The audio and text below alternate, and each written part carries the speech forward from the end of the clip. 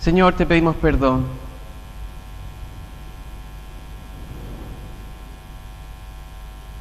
porque nos ponemos ansiosos, Señor.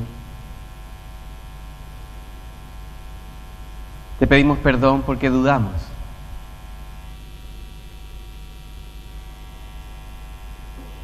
Señor, y esta mañana queremos venir delante de ti con nuestras manos vacías, para que tú puedas darnos, Dios, lo que realmente necesitamos,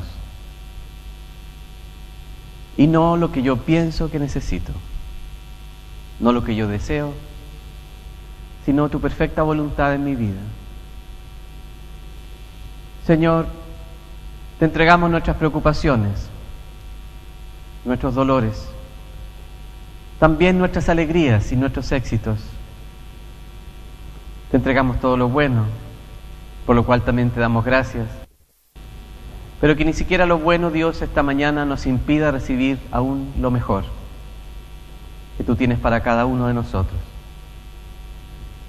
Entonces, Señor, como vasos vacíos delante de ti, llénanos y danos lo que realmente necesita cada uno de nosotros.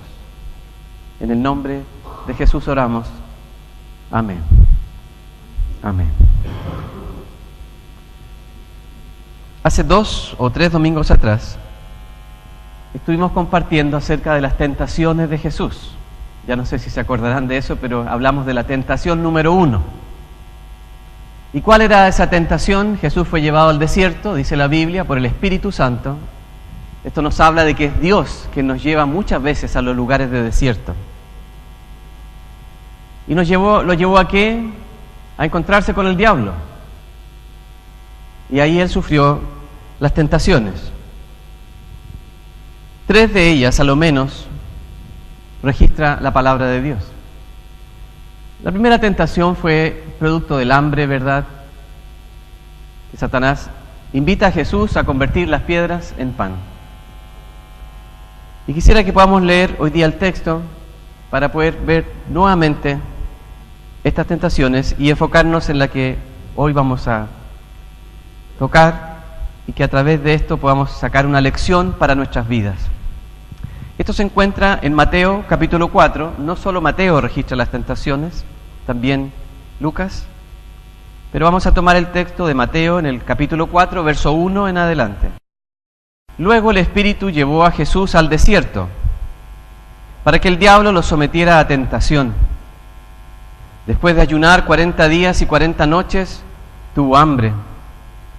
El tentador se le acercó y le propuso: si eres el Hijo de Dios, ordena a estas piedras que se conviertan en pan. Jesús le respondió: escrito está, no solo de pan vive el hombre, sino de toda palabra que sale de la boca de Dios. Luego el diablo lo llevó a la ciudad santa e hizo que se pusiera de pie sobre la parte más alta del templo y le dijo: si eres el Hijo de Dios, tírate abajo, porque escrito está, ordenará que sus ángeles te sostengan en sus manos, para que no tropieces con piedra alguna. También está escrito: no pongas a prueba al Señor tu Dios, le contestó Jesús. De nuevo lo tentó el diablo, llevándolo a una montaña muy alta y le mostró todos los reinos del mundo y su esplendor. Todo esto te daré si te postras y me adoras. Vete, Satanás, le dijo Jesús, porque escrito está: adora al Señor tu Dios y sírvele solamente a Él. Entonces el diablo lo dejó y unos ángeles acudieron a servirle. Lo que yo puedo descubrir a través de esta palabra es que Satanás conoce la Biblia. No sé si se dan cuenta, pero el enemigo conoce la Biblia, porque él cita la Biblia. Satanás, cuando se acerca al Señor Jesús, luego de la primera tentación, aparece él también con la palabra. ¿Por qué? Porque Jesús le ha respondido a la primera tentación: no solo de pan vivirá el hombre, y ha agregado algo más: porque escrito está, no solo de pan vivirá el hombre. ¿Y qué es lo que hace Jesús? Él toma la palabra como su defensa. Pero ¿qué es lo que hace Satanás? Ocupa la palabra para engañarlo. Es decir, trata de, cuando nosotros nos afirmamos en una verdad, Satanás va a tratar de romper esa verdad en nuestras vidas. Va a tratar de quebrar las verdades que nosotros levantamos en el nombre de Jesús. Satanás va a venir para derribar esas verdades. Y va a usar muchas veces la verdad distorsionada para traer confusión a nuestra vida. ¿Recuerdan en el Edén, cuando Adán y Eva reciben la palabra de Dios, el Señor les dice que ciertamente morirán cuando coman del árbol de la ciencia del bien y del mal? Cuando viene Satanás, Adán y Eva les dice, bueno, verdad, el Señor les dijo que no comieran porque Él no quiere que sean como Él. Hay una parte nomás de la Biblia, hay una parte de la palabra, pero la otra parte no era verdad. Y es que Satanás juega con las medias verdades en nuestra vida, no con la verdad completa. En el contexto, Satanás está ocupando el Salmo 91, y particularmente los versos 11 y 12. Pero para entender bien lo que está diciendo Satanás, tenemos que entender también el Salmo para comprender por qué Dios puso esas palabras allí. Miren, Satanás va a usar primero el Salmo 11 y el 12. Dice, Salmo 91, 11 y 12, porque Él ordenará que sus ángeles te cuiden en todos tus caminos. Con sus propias manos te levantarán para que no tropieces con piedra alguna. ¿Qué es lo que ha hecho? Satanás ha llevado a Jesús a Jerusalén, la ciudad santa. Notoriamente es Mateo quien está escribiendo este texto, porque solamente un judío puede hacer esa afirmación con tanta fuerza. Ha llevado, dice la Biblia, el diablo a Jesús a Jerusalén, a la ciudad santa, y lo ha llevado al templo, a la parte más alta del templo. Dicen los historiadores que la parte más alta del templo tenía más o menos como 120 o 150 metros de alto. ¿Pueden imaginarse esa altura? 120 o 150 metros de alto. Flavio Josefo dice que ese lugar del templo, cuando uno miraba desde ese lugar, provocaba vértigo. ¿Ustedes conocen eso, el vértigo? Como que te pican los dedos de los pies y como que estás perdiendo. Cuando la gente se asomaba allí, provocaba eso. También sabemos por la historia que fue en ese lugar en que Santiago será sacrificado, será lanzado a ese lugar. Pero ¿qué es lo que Satanás no ha dicho? Satanás ocupó solamente una parte de la palabra, pero ¿qué fue lo que él se olvidó mencionar? Los dos versos anteriores, por lo menos los dos versos anteriores. Y miren, veamos ahora exactamente lo que dice la palabra de Dios.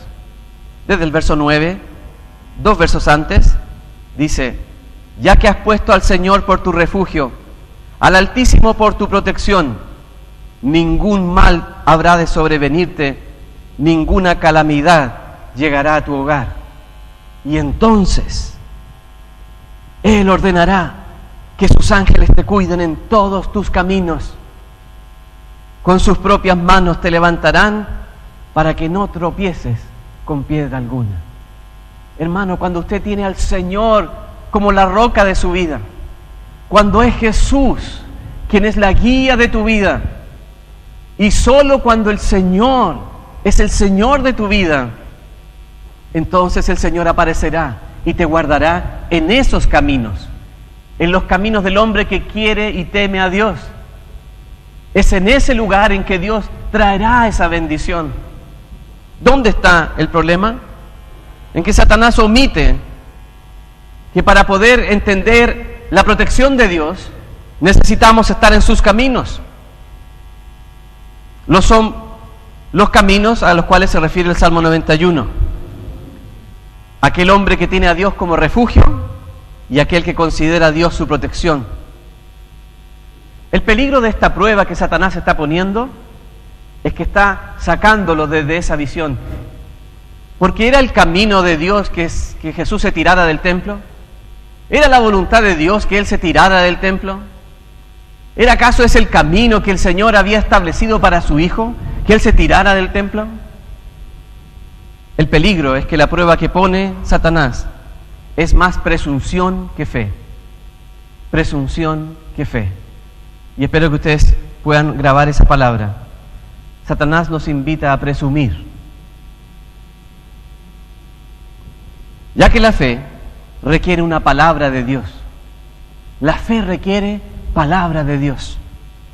La presunción es solo un alarde de que uno es tan espiritual que puede hacerlo todo con Cristo, aunque Cristo no le haya pedido a usted que haga nada.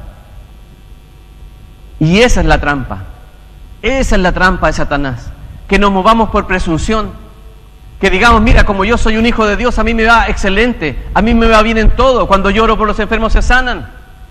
Cuando yo predico todos se convierten. Eso es presunción. Eso ya no está de acuerdo a la palabra de Dios. No es por fe, es por mi propio corazón. Por ello es tan importante, hermanos, que usted se haga la siguiente pregunta.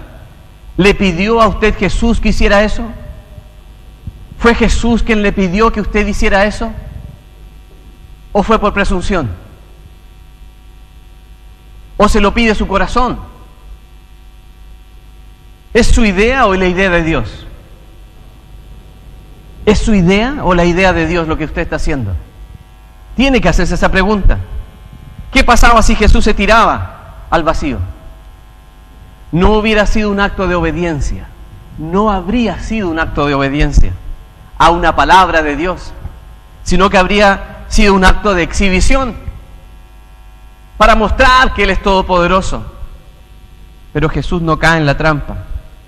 Él solo quiere vivir por fe en su Padre y hacer lo que Él le pide, no lo que su corazón le pida, no lo que su orgullo le está pidiendo. Es como que si dijéramos e hiciéramos alarde de que Dios me va a usar para sanar. Y saben, a veces esta confianza que tenemos es de experiencias anteriores. Quizás un día a usted Dios sí le usó para sanar. No sé si el Señor lo ha usado a usted para sanar alguna vez. ¿Usted alguna vez tocó a alguien y se sanó? Gloria a Dios por eso. Quizás algunos todavía no. Pero ¿qué es lo que ocurre si, por ejemplo, usted llegó y oró por alguien y se sanó esa persona? ¿Cuál sería el error? Que yo vaya a otra persona y yo le diga, yo ya tengo este don y ya lo tengo, como es mío, te lo voy a dar ahora, te voy a sanar a ti también. Pero no lo sabemos, hermanos. ¿Por qué? Porque Dios es el que nos da las palabras para ir y movernos y nos dice, ve a esa persona y ora por esa persona y esa persona se sanará. Y nos movemos así por fe en la palabra de Dios, en lo que Dios te ha dicho, no lo que tu corazón dice. No siempre va a funcionar como nosotros queremos, porque Dios tiene sus planes, porque Dios es más sabio que yo, porque la sabiduría de Dios no es la sabiduría de este mundo, no es la sabiduría humana. Y Dios se mueve en un plano distinto. ¿Saben? A veces queremos ayudar a Dios y queremos hacer las cosas en realidad a nuestra manera, pero no a la manera de Dios. ¿Conoce gente usted que uno trata siempre de protegerlos? Que no haga esto porque va a ir a la cárcel, que no haga esto porque va a ir a la cárcel, y lo ayudamos y le arreglamos los papeles o hacemos algo para que no vaya a la cárcel. ¿Y sabe qué? Lo que Dios quería era que fuera a la cárcel, porque en la cárcel conocería a Cristo Jesús, porque solo en la cárcel podría saber lo que es la gracia y la misericordia de Dios, porque ese era el púlpito que Dios había escogido para ese hombre. Pero nosotros, ¿qué hacemos? Como defendiendo, como cuidando, como protegiendo, como más espirituales que el Señor, yendo más adelante de lo que Dios pide. Haga esta misma suma con nuestras experiencias diarias. Piensa en sus hijos. A veces los protegemos tanto, ¿verdad? Que no se caiga, que no se caiga. Y yo le digo, ¿sabe qué? Deje que se caiga. A veces es bueno que se caigan. ¿Para qué? Para que la próxima vez tenga más cuidado. No estoy diciendo que usted no dirija la vida a sus hijos. No estoy diciendo que usted pueda encaminar a sus hijos. Pero estoy diciendo lo que a veces es necesario experimentar el dolor en la vida para que uno pueda conocer más de Dios. Piensen en el apóstol Pablo. Piensen en la vida del apóstol Pablo. ¿Por qué tanto sufrimiento? ¿Por qué fue a la cárcel? ¿Por qué estuvo en un naufragio? ¿Por qué tuvo tanto dolor? ¿Por qué otros le dieron la espalda? ¿Sabe? Si Pablo no hubiera ido a la cárcel, no hubiéramos tenido una conversión tan maravillosa como el carcelero de Filipos. Él no se habría convertido, ni su familia se habría convertido. Y no sabemos a cuántos otros ese carcelero le habló acerca de Jesús, Pero ¿sabe lo que necesitaba que ocurriese? Que Pablo fuese a la cárcel. Y si nosotros, siendo tan espirituales, hubiéramos dicho, no, Pablo, que no sea así, te esconderemos, ¿verdad? Te guardaremos. Y sin embargo, el propósito y el plan de Dios era diferente a lo que muchas veces es en nuestro corazón. Piense usted si Pablo jamás hubiera experimentado un naufragio. Lea la historia ahí en el libro de los Hechos. Fue de gran testimonio para ese centurión que iba a cargo de todos esos presos y de todos esos soldados, porque ese hombre pudo ver a Pablo con una revelación divina. Porque un ángel me ha dicho que ciertamente naufragaremos, pero ninguno de nosotros morirá. Y cuando ocurrió todo eso, ¿qué pasó en la mente de ese centurión? ¿Qué pasó en la mente de ese hombre? Pero era necesario vivir el naufragio. Era necesario pasar por el dolor. Porque la voluntad de Dios no siempre es que todos nos sonrían la vida. Y no es para exhibir cuán bueno es Dios con nosotros. A veces Dios nos va a llevar a lugares difíciles, lugares terribles. Lea la carta usted, la última carta que escribe el apóstol Pablo desde la cárcel. Todos me han abandonado. Todos me han abandonado. ¿Y para qué sirve esa experiencia? Para que se levantaran hombres como Timoteo y Tito y otros tantos más y dijeran, no, Pablo, nosotros seguiremos la causa del Señor. Nosotros seguiremos en la causa de Cristo Jesús. Y cuando Pablo murió, ¿usted no cree que Timoteo o Tito y los demás no sufrieron también esa experiencia del abandono? Claro que sí. Pero se acordaron de Pablo, que él podía dar gloria a Dios en medio de circunstancias difíciles. Hermanos, porque nosotros no vivimos por vista, vivimos por fe. Entonces, la tentación de Jesús ahí en el pináculo del templo, cuando Satanás le dice, tírate ahora, para que veas cómo el Señor te protege. No lo sé, hermanos. Si usted no tiene una palabra, no se tire. Si no tiene una palabra de Dios, no cometa la locura de ni siquiera moverse un centímetro. Porque necesitamos una palabra de Dios para vivir, para vivir. ¿Usted no sabe qué es lo que tiene que hacer en esta semana? ¿No sabe cuál es el paso que tiene que dar en su empresa? ¿No sabe cuál es el paso que Dios le está pidiendo en su matrimonio? ¿No sabe cuál es el paso que Dios le está pidiendo con su hijo, con su hija? Les digo algo, espere una palabra de Dios. Espere una palabra de Dios. Para que usted pueda moverse sobre una roca firme y pueda ejercer fe. No presunción, no presunción. Porque quizás Dios lo ocupó alguna vez usted para sanar, pero quizás la próxima vez no será así. Recuerdo de mi experiencia ahora en Holanda hace 2 meses atrás. Estaba en la iglesia en la cual hace 4 años atrás había estado yo predicando acerca de que Dios sanaba, Dios sanaba. Y yo dije, ya vamos a hacer la práctica ahora. Estaba tan animado con el tema de la sanidad que dije, hagamos la práctica, vamos ahora. Y dije, vengan los enfermos. Y vinieron los enfermos. Y se pone delante de mí una mujer morenita, y hablaba algo de español. Y me dice, tengo 2 semanas de vida. ¿Usted puede orar por mí? Y yo pensé, yo no sé si tengo fe para esto. Y acababa de predicar de que Dios era el Dios que sana, el Dios que hace milagros, el Dios que hace cosas increíbles. Y ahí estaba yo.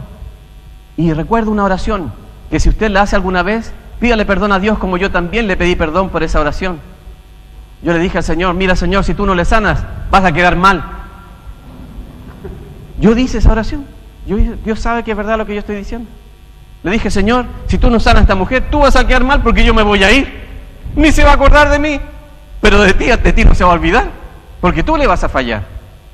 Pero hermanos, ¿quién soy yo para hacer esa oración? ¿Quién soy yo para decirle a Dios qué es lo correcto o lo incorrecto? ¿Quién soy yo para decirle al Señor qué es lo sabio y lo no sabio? ¿Quién sabe que quizá lo que Dios quería era la muerte de esa mujer para producir un gran milagro en la vida de muchas personas? Hermanos, yo tengo que ir con mucho temor sobre este tema. El cuento es que hice la oración. A las 2 semanas Nos llamaron. Dios había sanado a esa mujer. Los exámenes decían que no tenía nada. Pero ¿sabe lo que yo pensé? Seguro que van a decir que la máquina está mala. ¿Y sabe lo que dijeron? Que la máquina estaba mala. Así que la mandaron a Rotterdam para un segundo examen. Y me dijeron, en 2 semanas más van a tener el nuevo resultado del examen. Y fue para allá. Y me llamaron otra vez. Dicen que está sana. El segundo examen dice que está sana. ¿Y sabe qué dije yo? Te apuesto que van a decir que la segunda máquina también está mala. ¿Y sabe lo que dijeron? Que la segunda máquina estaba mala. Así que la llevaron a La Haya. Eso ya quedaba un mes después todavía, ya estábamos en Chile. Y me llamaron. Y dicen que está sana. Y que no tienen ninguna explicación por qué está sana. Y yo sí tengo una explicación. Porque Dios es grande. Pero es porque Él es el que manda. Él es el que decide. Él es quien determina.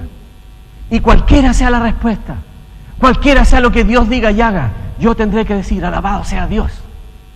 Alabado sea mi Señor. Porque Él es el que manda.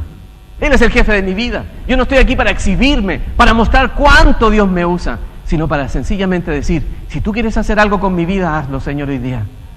Pero sea para tu gloria. ¿Sabes? Yo estaba predicando ahora, en esa misma iglesia hace ya casi 2 meses atrás. Y no la vi a esta señora. Yo miraba porque la iglesia creció. Las iglesias crecen. Y a medida que la iglesia crece, la gente se te aleja. Y entonces no la vi. Y entonces dije yo, estaba predicando y mencioné, hace 4 años atrás, en esta iglesia, yo tuve una gran lucha con Dios. Pero vi también la mano gloriosa de Dios. Y dije, y recuerdo que había una mujer que tenía cáncer y que Dios le sanó. Y yo estoy diciendo eso y se levantó la mujer, se levantó, estaba en medio de la gente, se levantó y empezó a decir, yo, y empezó a hablar en holandés. Y yo no entendía lo que estaba diciendo. Y saltaba y hablaba, ¿verdad? Y miraba a la gente, ¿verdad? Y yo sabía que era algo bueno porque ella estaba feliz. Y la gente empezó a aplaudir. Y yo decía, ya, debe ser algo bueno, debe ser algo bueno. Algunas palabras podía entender. Y yo decía, gracias Señor, porque pese a nuestra arrogancia, pese a nuestras deficiencias, pese a nuestra falta de fe, pese a todo como somos, imperfectos y débiles, dudamos, hermanos, nos equivocamos, pero pese a todo eso, la gloria de Dios aparece en medio de nosotros. Él puede usarnos como somos, imperfectos como somos, el Señor muestra su gloria. Y gloria a Dios por eso. Pero ¿sabe qué? Esto no es para que nosotros digamos, Dios lo hizo. No, hermanos, Dios lo hizo. Dios lo hizo. No, yo no fui, fue Dios. Fue el Señor quien está obrando y es para su gloria. Y saben, necesitamos movernos de acuerdo al plan de Dios en nuestra vida, no para exhibirnos. Es peligroso cuando entonces yo podría decir, bueno, ya tengo la unción de Dronten, así se llama el lugar. Tengo la unción de Dronten, ¿verdad? Y ahora voy a ir a Viña y llevo la... No tengo idea yo, hermanos. Lo que yo sé es que Dios sana y podría sanarlo usted. Yo sé eso. Sé que es verdad. Pero Él es el soberano. Él es el Señor. Entonces tengo que tener mucho cuidado con mis labios y lo que yo digo y lo que Satanás me propone cada vez, ¿verdad? Que sea para su gloria. Que sea porque Él lo dijo. Que sea basado en una palabra de Dios. Que Dios muestre su gloria. Para su gloria, no para mi gloria. Y sabe cuando Satanás nos lleva entonces al pináculo del templo, ahí a la orilla, y que nos tiremos, ¿verdad? Y en el aire, yo me imagino yo ya me veo a mí mismo, ¿verdad? Yo no podía estar en ese pináculo en primer lugar, porque tengo vértigo. Yo ya me imagino que estaría así como de rodillas, con las manos tiritando, tratando de abrazarme del pináculo. No sé si yo estaría ahí en primer lugar, no sé si tendría valor para nada en ese minuto, no tendría tiempo para ninguna exhibición. Pero quizás hay circunstancias en la vida en que sí se da esa oportunidad. A veces sí se da esa oportunidad. No en un pináculo, quizás en un lugar más seguro, en un lugar decente, en un lugar bueno, ¿verdad? Y te dan a ti la oportunidad de mostrar tu poder. Y en ese rato tendremos que cuidar nuestro corazón. En ese rato tendremos que saber si es que Dios quiere que yo esté allí o no. En ese minuto tendré que preguntarme si Dios quiere que yo haga algo en ese día y en esa hora, o si es mi corazón que me está traicionando, si es mi corazón el que me está llevando a decir algo. Porque a veces nosotros le ponemos palabras a la boca de Dios. Dios no ha dicho nada, pero nosotros decimos que Él dijo. Y cuidemos nuestro corazón de poner palabras en la boca de Dios. Porque Dios tiene muchas palabras para nosotros. No necesitamos agregarle algo más. Si Dios te habla, cumple esa palabra. Cumple esa palabra. ¿Por qué Pablo sufrió la cárcel, el naufragio y el dolor? ¿Era por su falta de fe? ¿Era porque no entendía el plan de Dios para su vida? ¿Era porque estaba en pecado? No, sino que había un propósito de Dios en todo ello. El carcelero no habría conocido a Jesús. El centurión no habría visto el poder de Dios. Y ni los apóstoles ni los discípulos habrían sido inspirados por la fe de Pablo. Entonces la mayor tentación es movernos por nuestras propias convicciones o por nuestra confianza y no por la palabra de Dios. Si no hay palabra, no hay fe. Solo en nuestro corazón que quiere hacer cosas. La Biblia dice en Romanos 10:17, así que la fe viene como resultado de oír el mensaje, y el mensaje que se oye es la palabra de Cristo. Me gusta la versión Reina Valera que dice, así que la fe es por el oír, y el oír por la palabra de Dios. La importancia de una palabra. La importancia de una palabra. Hermanos, la palabra de Dios debe habitar en nosotros. La palabra viva y eficaz del Señor. Déjenme tomar unos pocos minutos, 5 minutos. Bueno, me queda tiempo, así que puedo tomar más, pero digamos que 5 minutos. En la palabra, déjenme meditar un poquito en la palabra. En Efesios 6, 14 al 17, está mencionado lo que se llama la armadura de Dios. ¿Ha leído alguna vez ese pasaje? Yo creo que la mayoría de ustedes y yo hemos leído varias veces ese pasaje. Ahora vea los elementos que tiene la armadura. Los 5 primeros elementos. Ceñir nuestros lomos con la verdad. Vestirnos con la coraza de justicia. Asegurarnos de que nuestros pies estén calzados con el apresto del Evangelio de la paz. Tomar el escudo de la fe y utilizar el yelmo de la salvación. Todos estos elementos, todos ellos son defensivos. Todos. Escudo, casco, zapato, todo es defensivo. Nada sirve para atacar, solo para defenderse. Ningún arma ofensiva, hasta que llegamos a la palabra de Dios. Dice que la espada del Espíritu es la palabra de Dios. Hay una sola arma ofensiva en la armadura del creyente, y esa es la palabra de Dios. ¿Sabía eso? Todo lo demás es para guardarnos, todo lo demás es para defendernos. ¿Qué es lo que nos muestra entonces el encuentro de Jesús con Satanás? Que hay solo una vía por la cual Jesús podía enfrentar a Satanás, y atacándolo, no solo defendiéndose, a través de la palabra de Dios. Esta es un gran arma de ataque.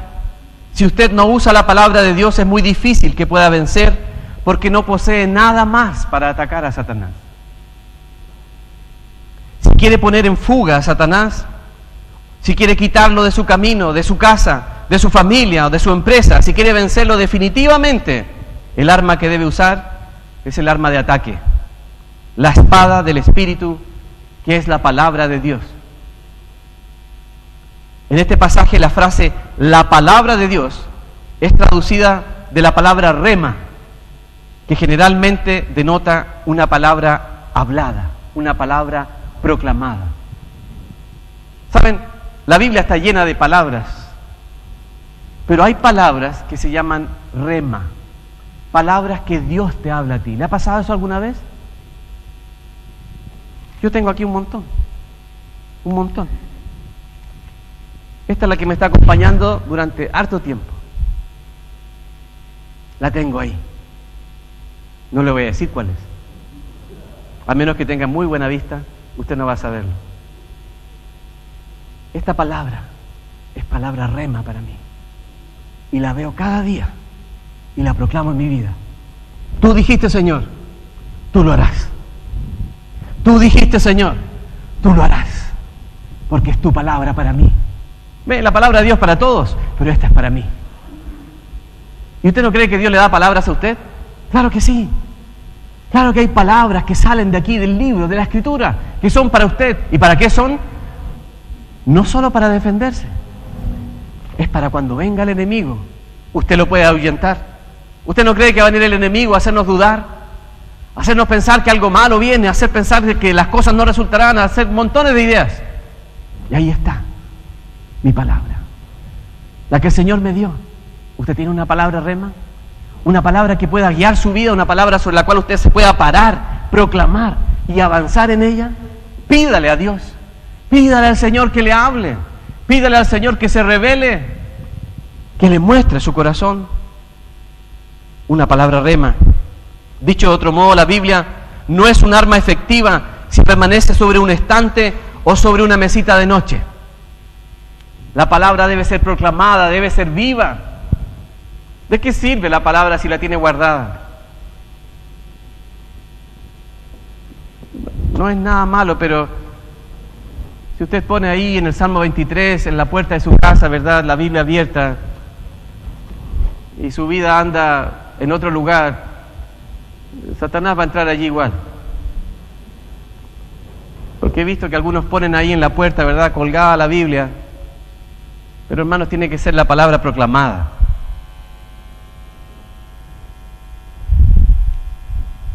Siempre me acuerdo de mi profesor de escuela dominical, uno de mis profesores de escuela dominical, que nos contaba la historia de cómo él usó la Biblia cuando era niño, cuando veía sombras tenebrosas, y con Barnabas Collins, no sé si ustedes vieron alguna vez. Y entonces llegaba la hora de ver sombras tenebrosas. Y recuerda la música, a nosotros no nos permitían verlo, yo sé, solo nos permitían ver el inicio, cuando mostraban la película y las olas llegaban, ¿verdad?, en blanco y negro, peor parece que era. ¿Se acuerda de eso? Yo sí me acuerdo, yo me acuerdo. Y ahí estaba, ¿verdad?, sombras tenebrosas. Y ahí, con eso nosotros ya estábamos listos, todos a acostarse. Nada de Barnabas Collins, hasta ahí llegábamos. Esa era nuestra experiencia con sombras tenebrosas. Pero este otro, mi profesor de escuela dominical, era más osado. Y él veía. Y cuenta que en la noche era tanto el miedo que tenía que ponerse la Biblia aquí y hacía dormir así. Y dormía así con la Biblia aquí. Pero la Biblia debe ser proclamada. Debe ser proclamada. Debe ser declarada con tu vida. Y si queda tiempo, con tus labios. Pero con tu vida. Vivir la palabra de Dios. Pararnos sobre ella. Es lo que Jesús hizo. Jesús conocía la palabra de Dios. Jesús no tenía que andar buscando un versículo. ¿Recuerdas, Satanás, cuál fue el que me dijiste? Vaya a ver que te tengo. Espera un rato. Deja la concordancia. Voy a llamar ahí al teléfono al pastor. No, usted tiene que conocer la palabra de Dios. Tiene que saber cómo responder al enemigo. La Sagrada Escritura se transforma en una espada aguda de 2 filos en la medida que la ponemos en nuestra boca y la proclamamos con valentía. Tenga en cuenta que también la espada es la espada del Espíritu Santo. Podemos tomar la palabra de Dios en nuestras bocas, pero solo logrará su efecto completo si el Espíritu Santo es quien la esgrime. Entienda bien esa parte, porque a veces uno puede usar la Biblia para hacer daño, y a veces lo hacemos, y a veces lo hago. Debe ser en el Espíritu, con el poder del Espíritu Santo. La guía perfecta de cómo usar la espada del Espíritu se halla en este encuentro de Jesús con Satanás. Jesús dice, escrito está. Pero había una segunda cosa que no puede saltarse usted este pasaje maravilloso de la Biblia. Jesús fue lleno del Espíritu Santo cuando entró en el desierto. No se olvide de esa parte. Estaba lleno del Espíritu Santo cuando entró en el desierto.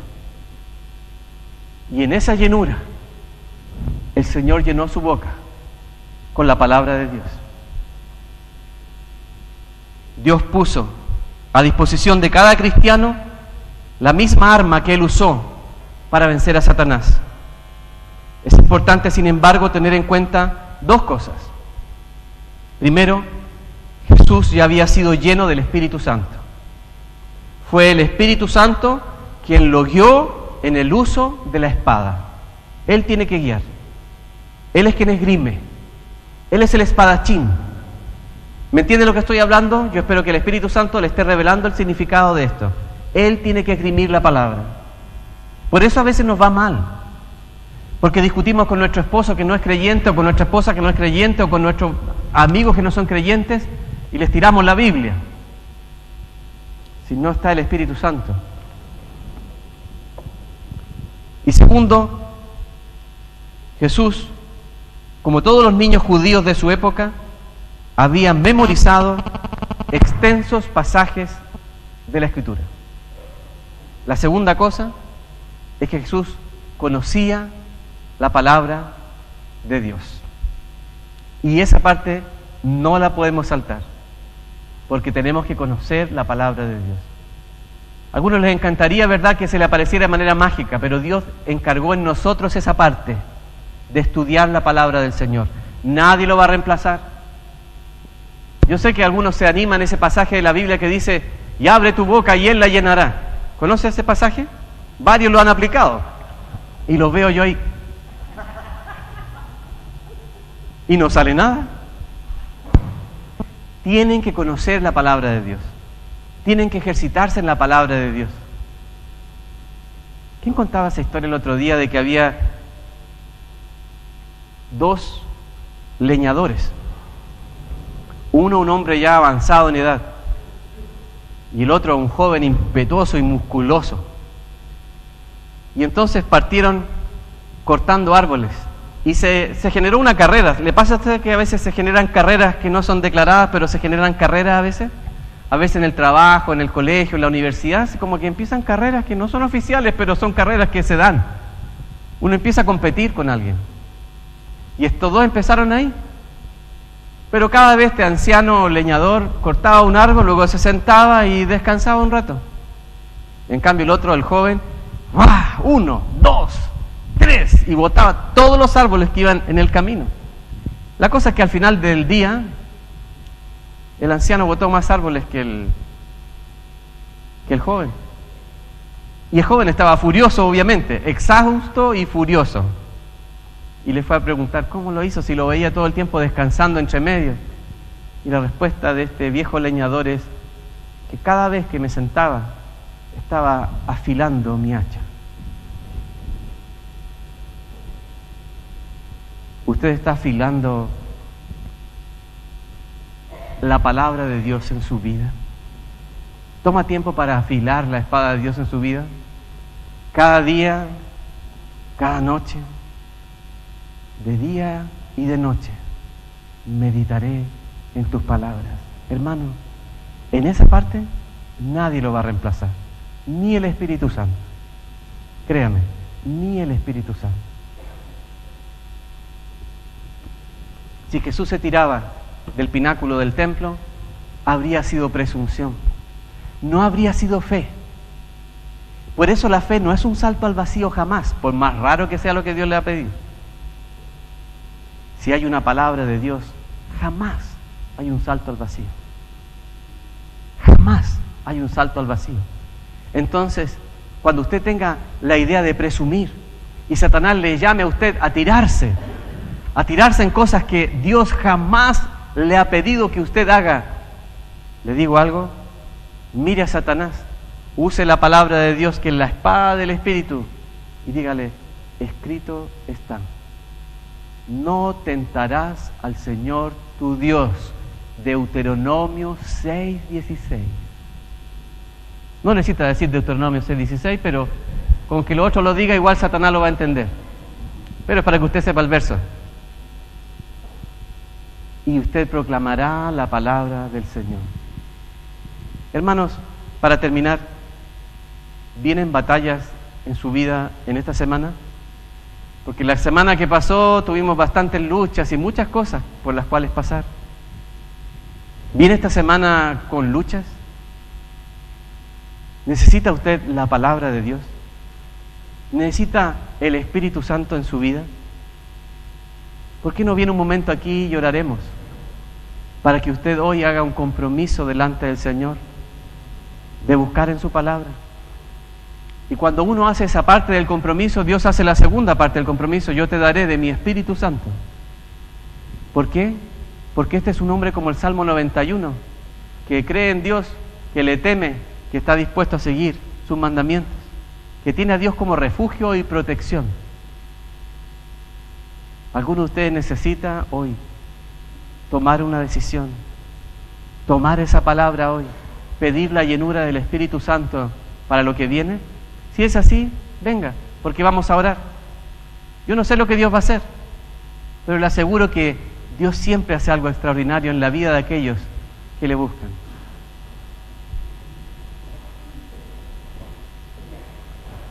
Y voy a pedir a Brian, a Javier, también a ir a María Luisa, si pueden ayudarme en la oración, a Andrés, perdón si me salto otros, pero vengan a ayudarme aquí para que oremos por nuestros hermanos y hermanas. Vengan a orar ahí, Iván y Pilar, acompáñenos para bendecir y para tocar vida de personas. Y dígale a Dios cuál es la lucha que viene por delante. Yo sé, y créanme que así es, que Dios sabe la lucha, pero a veces Él la sabe mejor que nosotros. Él le puede explicar realmente de qué se trata. Porque a veces pensamos que tenemos una lucha, pero era otra lucha. Dígale a Dios que le revele de qué se trata. Y dígale al Señor también que usará la espada del Espíritu Santo para enfrentar esto que viene hoy, muy pronto para algunos de ustedes. Alabamos a Dios y vamos a tener un tiempo para orar. Espera hasta que alguien ore por usted. Quédese ahí. Pero esté ahí orando al Señor. Haga su oración, dígale al Señor: ¿de qué se trata, Dios, mi batalla? Protégeme, Dios. Protégeme, Señor. Este gigante es más grande que yo. Ayúdame.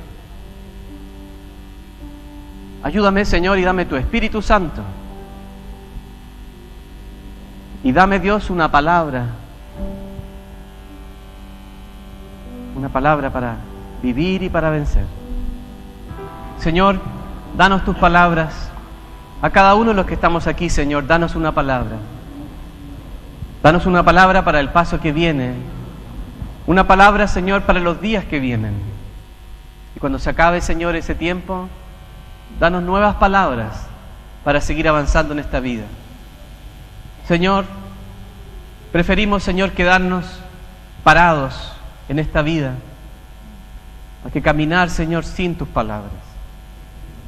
Señor, hoy revélate a nuestras vidas, en la circunstancia en que estemos. En la circunstancia en que estemos, Señor, revélate a nosotros.